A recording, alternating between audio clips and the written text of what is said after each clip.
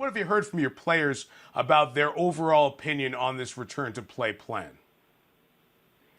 Well, first and foremost, the players want to come back and play, and they're really excited to. I think the big thing was, I think a little bit of the integrity of the regular season came into play, and I think they wanted to be in a position, or didn't want to be in a position where they were going to play a team that was a little bit of battle tested, and maybe they weren't as much. And so I think they just their thought process was to level the playing field a little bit, and maybe have all the games mean a little bit more.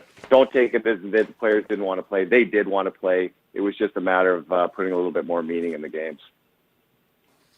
And Alex Killorn, one of your good players, your team rep, has been very clear. He said, we want to get back to play, so don't take the vote one way or the other regarding that question. Now, to the format itself, Jon, obviously, this is a different year, so there's different stuff out there.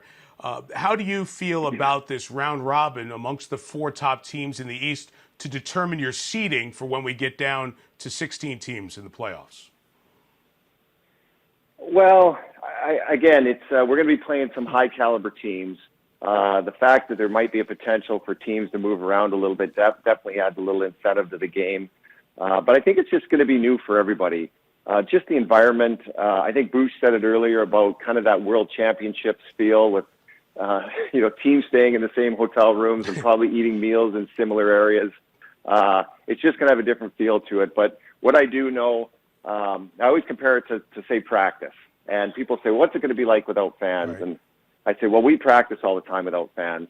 And we have some pretty intense ones and some pretty intense scrimmages, and the guys are going at it all the time. So I'm pretty sure when you put them against a foe, it's going to be elevated that much more, and the players won't think too much about it. How have you tried to just stay in touch and in contact with your guys spread all over the world here for the last 11 weeks? Yeah, probably the same as everybody. I think it was a lot more intense when it first started out. Probably those first 3 weeks, there was a lot of contact.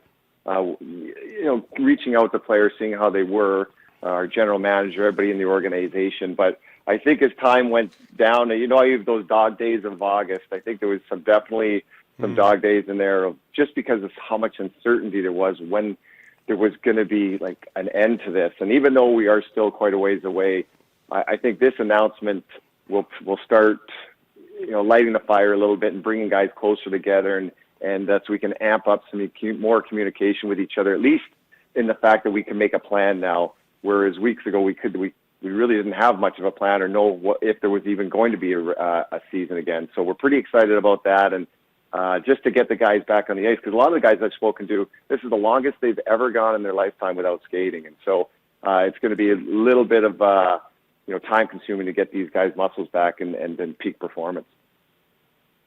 And that's a great point, Jon, because we're talking about going into a deep end here pretty quick if play does return, let's say end of July or August, in terms of the level of importance of the games. But it almost feels like you've had an off season, essentially, here from March until July and a potential training camp. So how, as a coach, do you try to approach it? As a new season, as a continuation, or something in between? Well, the difference here, so you sit here and say it's an off season, but when you're trying to make tweaks to your team or you're preparing for a new season, you're doing just that. It's a new season. There's going to be new players on the team. There's going to be new competition. I know there was a big thing made of when we played Columbus for the first time this year during the regular season, but in the end, there were 15 different players on the ice. And so the one difference about this one is it's a reset, and you're getting the same players back. Actually, you're getting a better team back because everybody's coming back healthy. And so it's almost like, not, what it's called, a do-over, but you get to sit back here and say, okay, what were we good at? What weren't we good at? Can we improve it with this group? And you're going against the same competition. You're bringing your exact same team back. And so I'm pretty excited to see how this works out because it's going to be much different than, per se coming back after a summer into a new season. And Jon, you're going to have to win the cup here this year because you're going to need to have that parade route smoothed out for Tom Brady because everyone in Tampa thinks the Bucs are going to win the Super Bowl right now. I know. And it's crazy because I think we're hosting the Super Bowl as well. So wouldn't that be yes, that's right. Storybook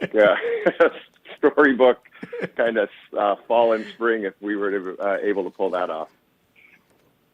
Well, you got the talent. They certainly have the coach to do it. Old lacrosse coach just 20 years ago or so ago. High school hockey coach in Lansing, Michigan. And look now, Jon Cooper, one of the best in the business. Hey, thanks for your patience. Thanks for hopping on the phone. We look forward to catching up with you, Jon, sometime soon. I appreciate it. And I was told before to let you go, I had to bring up, I was asked, about the ESPN, old ESPN days when you were playing street hockey there, and what the guys used to call you, the player that you were back then. So I wanted to hear your answer. Yeah. I would say a mucker and a grinder, much more than a goal scorer. I was there for the not pretty stuff, but I was a competitive street hockey player. Don't put me on skates for a second. That ain't going to happen. But thank you for bringing up. Hey, look, if I brought that up and I was going to bring up Hofstra lacrosse with you, you should bring that up with me. So we'll call ourselves even, and we'll settle it down the road.